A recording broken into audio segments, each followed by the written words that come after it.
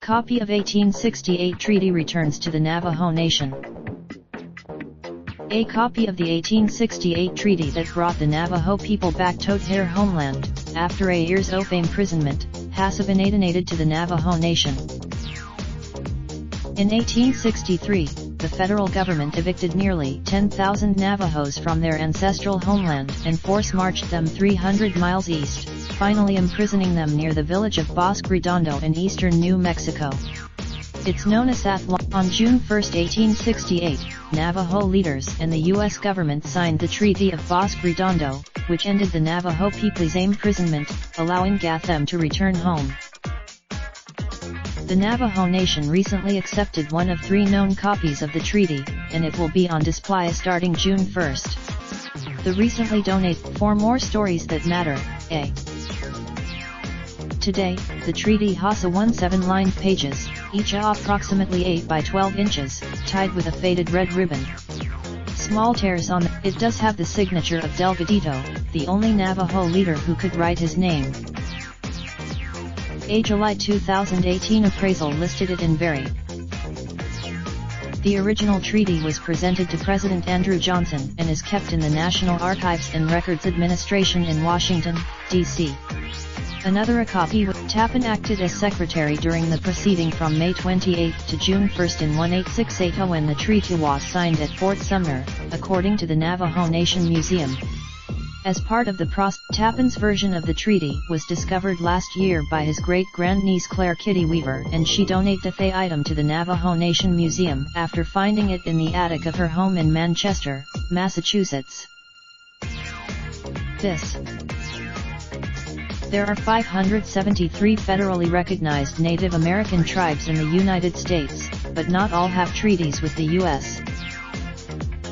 According to the National Congress of American Indians, 370 treaties were ratified between 1778 and 1871, the year treaty-making ended. A.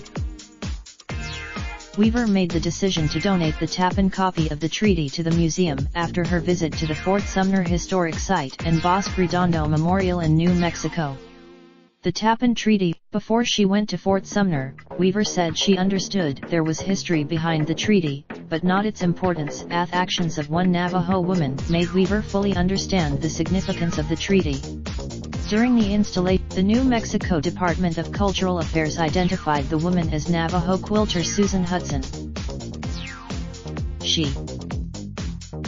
It was yellow corn pollen TDDN in Navajo, which is still visible in the left corner of the former treaty case. Corn pollen. Weaver identified herself as he ended up hugging and crying, though no words were spoken. By the winter of 2018, Weaver had decided to donate the treaty to the Navajo Nation, a work in God. The Navajo Nation, New Mexico Department of Cultural Affairs and the National Archives to safely transport the treaty to the Navajo Nation Museum. Weaver signed the donation form of the treaty to the Navajo Nation Museum on May 14, but before the treaty could be officially accepted by the museum, the tribe had to formally accept it. Navajo law states donations to the Navajo Nation exceeding $1,000 must be approved by the Navigati Committee of the Navajo Nation Council. The treaty is valid. On May 16, a bill was introduced by Navajo Nation Council delegates Otto Tso and Herman Daniels to formally accept the donation. The legislation, to commemorate the 151st anniversary of the treaty signing, the Navajo Nation Museum will have the treaty on exhibit from June 1 to June 8. Afterward, Wheeler hopes to eventually have the treaty travel across the Navajo Nation, displayed to different schools, chapters, houses, and communities so Navajo people can see it.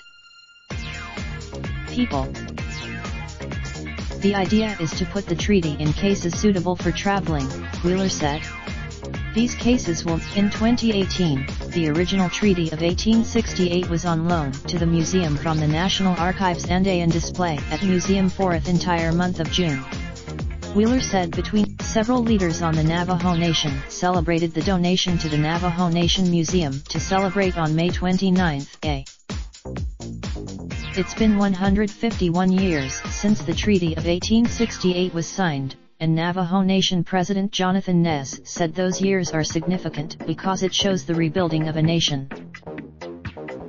Nez publicly thanked Adaklar Kitty Weaver during a press conference unveiling the treaty at the Navajo Nation Museum on May 29 for donating a piece of U.S. history. They. Navajo Nation Speaker Seth Damon was also in attendance. The Navajo Nation may be one of the few tribes in the country that has a piece of their own history back on their reservation, Damon said. Farmington Daily Times reporter Noelle Lynn Smith contributed to this article. Reporter Shondian Silversmith covers Indigenous people and communities in Arizona. Reach her at ON, support local journalism. This article originally appeared on Arizona Republic. Raindrop, drop top smoking, no cooking the hot pot. Fucking on your bitch, yeah, that. Looking up, open the park pot.